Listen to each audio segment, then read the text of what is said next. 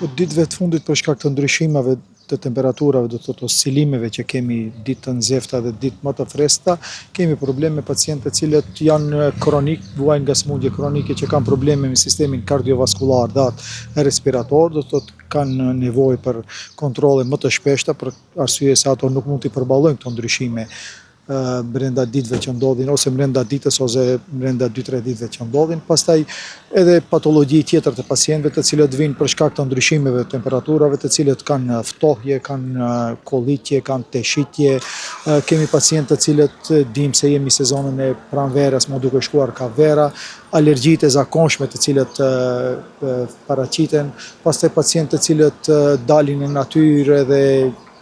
kanë kafshime nga insekte të ndryshme, edhe të ato krijohen ose alergji ose reaksione të ndryshme tjera, të cilët i detyrojnë të vinë në ambulantat tona, po gjithsesi për shkak të këtyre ndryshimeve të temperaturave kemi pasur edhe pacientë të cilët kanë edhe probleme me sistemin gastrointestinal, do të thotë që kanë të paraqitura të vjellura dhe diare, pra këto janë një patologji që më e shpeshtë është ditëve të fundit që vinë dhe kërkojnë ndihmë në ordinacat tona.